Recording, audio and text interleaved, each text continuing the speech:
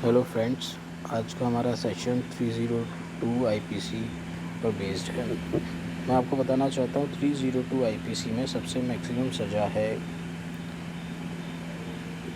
Penalty for death और सबसे minimum सज़ा है लाइफ इम्प्रिजनमेंट। तो मैं आपको 302 का ट्रायल बताऊँगा सेशन कोर्ट में किस तरह किया जाता है। बड़ा लेंथी प्रोसीजर होता है। फर्स्ट ऑफ ऑल कोई भी क्राइम होता है तो मैं उसके बारे में बताना चाहूँगा कि क्राइम होने के बाद लीगल प्रोसीडिंग्स क्या होती हैं, कैसे अभियुक्त के साथ पेश आया जाता है, क्या क्या उसको लीगल प्रोसीडिंग्स फॉलो करनी पड़ती हैं और हमारे संविधान में किस तरह इसको प्रोसीजर में जगह दी गई है। 302 आईपीसी में जो केस लॉ है मेरे सामने, मैं उसमें आपको बताना चाहूँगा कि जैसे ए और बी दो पार्टियाँ हैं जो केस दायर हुआ।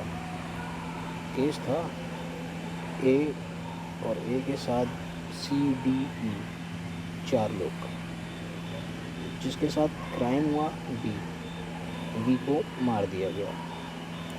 अब मामला बनता है 302 आईपीसी का। इसमें एडिशनल धारा है 147, 148, 149। इन धाराओं के होने के साथ एक धारा और है 120 बी। 120 बी इसलिए इसमें है कि ए सी डी और ई ये 4 लोग एक साथ इन्वॉल्व थे। इन्वॉल्वमेंट में साथ में रहकर उन्होंने बी का मर्डर किया, तो जैसा 302 की धारा के साथ 120 भी लगाई जाती है ग्रुपिज्म के लिए।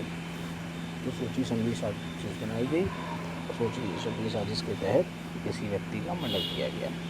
अब यही केस हम ऐसे लेके चलते हैं कि सेशन कोर्ट में जाता है। तो फर्स्ट ऑफ ऑल क्या होता है कि जो अभियुक्त होते हैं वो अपनी बेल के लिए अप्लाई करते हैं। बेल होती है, बेल होने के बाद ट्रायल होता है। ट्रायल में पुलिस के पास समय होता है 3 महीने के अंदर चार्जशीट फाइल करने का। पुलिस चार्जशीट फाइल करती है।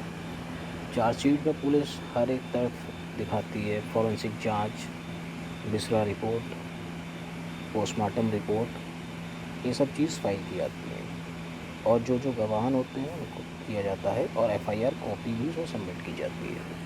अब जो अभियुक्त होते हैं उनके पास ऑप्शन होता है कि वो अपनी बेल ग्रांट करें after filing chargesheet. Chargesheet file करने के बाद अभियुक्त बेल फाइल करते हैं।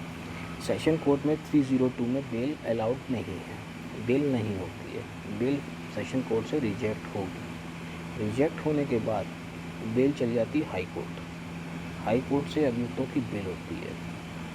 वहाँ पे बेल होने के बाद जब अभियुक्त बाहर आते हैं उसके बाद सबसे पहले उनके पास एक ऑप्शन होता है, क्योंकि 482 में आईपीसी की धारा 482 में वो हाई कोर्ट में जो चार्जेस फ्रेम हुए हैं उनको क्वैश कराते हैं।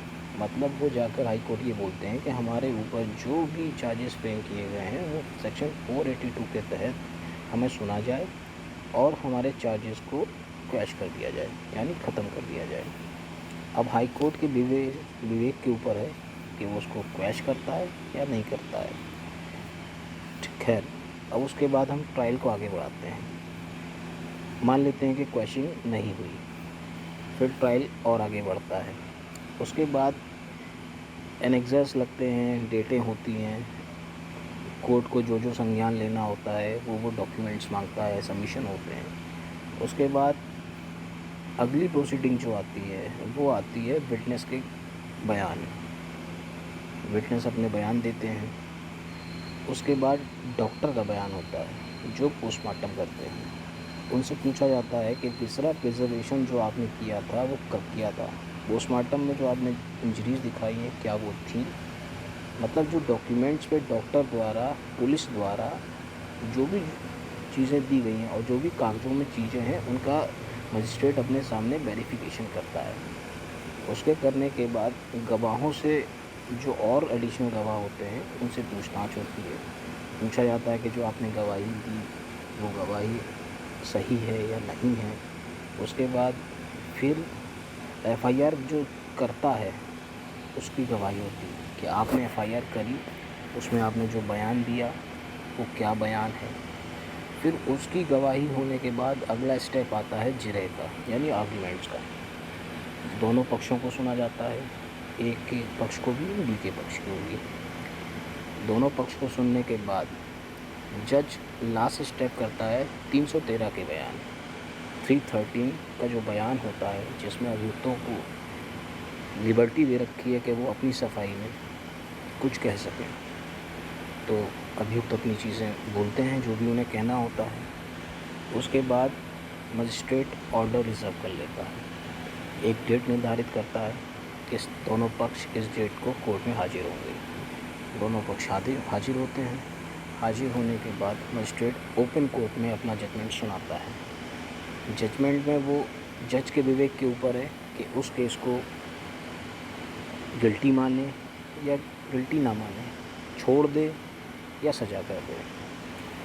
हमारे पास जो केस लॉ है उसमें सज़ा होती है, 302 में लाइफ इम्प्रिजनमेंट मिनिमम सज़ा होती है। सज़ा होने के बाद अभियुक्त फिर जेल चले जाते हैं। जेल से फिर अप्लाई करते हैं हाई कोर्ट से बेल के लिए।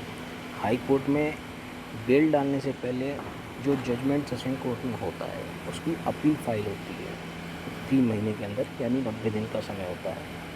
90 दिन के अंदर अपील फाइल होती है हाई कोर्ट में। उसी दौरान बेल होती है। अभियुक्तों की बेल कुछ की ग्रांट होती है, कुछ की फिर बाद में होती है ग्रांट। तो यही प्रोसीडिंग आगे चलती है। सेशन कोर्ट का ट्रायल मैंने आपको बता दिया। उसके बाद सेम हाई कोर्ट में नहीं होता है, क्योंकि हाई कोर्ट एक अपीली कोर्ट है। उसमें नीचे के ऑर्डर को गलत ठहराने के लिए जो भी कन्विक्ट हुए हैं वो अपना पक्ष रखते हैं। आगे हाई कोर्ट के ऊपर होता है वो उस केस को खारिज कर दे या फिर सज़ा माफ़ कर दे। उसके बाद फिर नेक्स्ट स्टेप आप लोग जानते हैं, सुप्रीम कोर्ट होता है। फिर उसके बाद राष्ट्रपति से क्षमा माफ़ी होती है। इसी के बीच एक एडिशनल पॉइंट ये है कि जो जेल में बंद होता है उसके व्यवहार पे और उम्र पे सरकार को पावर होती है कि उसकी सज़ा माफ़ी के लिए गवर्नर को आगे कह सके कि ये बहुत उम्र दरार हो गया, इसका व्यवहार अच्छा है, तो उसको माफ़ कर दिया जाए। ये एक एडिशनल पावर गवर्नर के पास होती है। बाकी आगे की सारी पावर्स राष्ट्रपति के पास होती है। मुझे लगता है आपको 302 का ट्रायल सेशन कोर्ट का समझ में आया होगा। आगे की और वीडियोस देखने के लिए चैनल को सब्सक्राइब करें, शेयर करें। नेक्स्ट सेशन अब हमारा जो है नेक्स्ट वीडियो में आएगा। Thank you so much for watching.